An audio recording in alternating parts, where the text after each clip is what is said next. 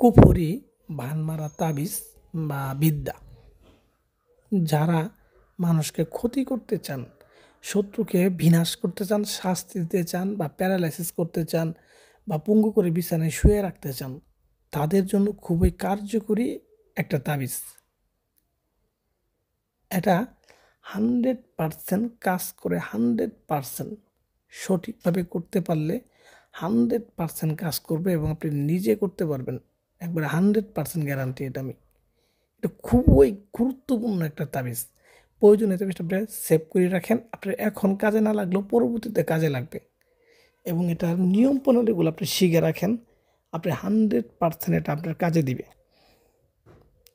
তো ভিউয়ার্স, যারা একান্তভাবে কোনো শত্রুর মাধ্যমে প্রতারিত হয়েছেন বা অত্যাচারিত হয়েছেন, কিন্তু শত্রুকে আপনি প্রকাশ্যে কিছু করবেন এরকম সৎ সাহস আপনার নাই, তো তাকে যদি আপনি গোপনে বা তাবিজের মাধ্যমে কোনো শাস্তি দিতে চান, তাহলে কিন্তু আপনি আমার এই তাবিজটা আপনি চাইলে ব্যবহার করতে পারেন। এটা ব্যবহার করার নিয়ম এবং তাবিজটা লেখার যে গঠন সম্পূর্ণ আপনাদের আমি বিস্তারিত বলে দিব। আপনারা যারা এটা কার্যকর করতে চান তারা অবশ্যই ভিডিওটা আমার ফুল দেখবেন এবং আমি যেইভাবে বলবো ঠিক সেইভাবে আপনারা করার চেষ্টা করবেন। চেষ্টা করবেন বললে এটা ভুল হবে, মানে সেইভাবেই করবেন। তো ভিউয়ার্স, প্রথমত তাবিজটাকে একটু ভালোভাবে দেখেন তাবিজের কোন জায়গায় কি লেখা আছে। তারপর একটা জিনিস মাথায় রাখবেন, এটা কিন্তু আপনি কাউকে প্রতিহিংসা করে করতে পারবেন না, যে শত্রুমি করে করবেন বা একটা লোক ভালো আছে তার জীবনকে নষ্ট করে দেওয়ার জন্য করবেন, তাহলে কিন্তু হবে না। যাকে করবেন অবশ্যই সেই ব্যক্তি আপনার শত্রু হইতে হবে। শত্রু ব্যতীত কাউকে করা যাবে না।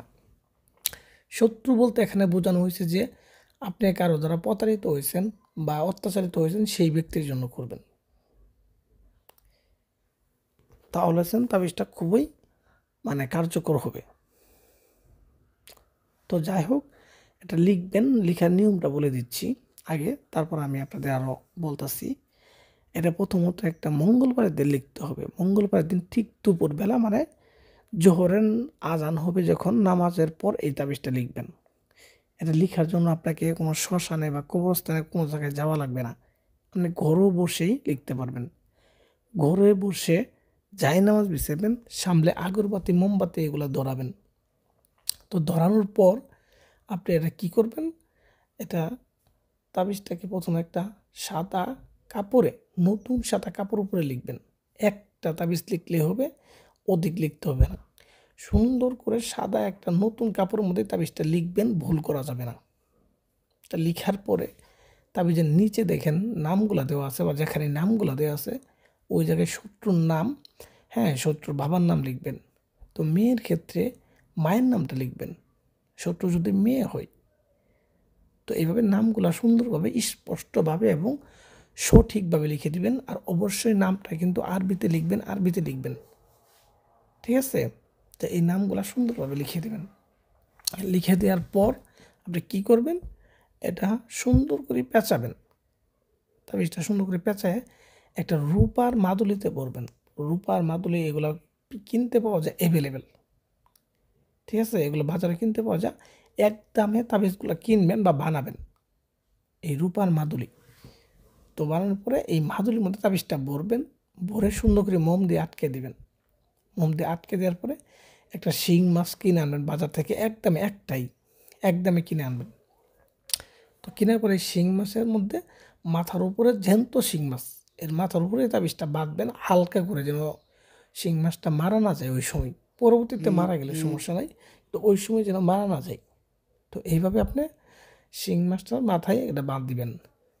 বাঁধার পরে এই শিং মাছটা যে কোনো নদীতে ছেড়ে দিবেন, পুকুরে ছাড়লে হবে না, নদী লাগবে। তো নদী যদি দূরেও হোক, তাহলে এই শিং মাছটাকে পানিতে রাখি জ্যান্ত রাখবেন।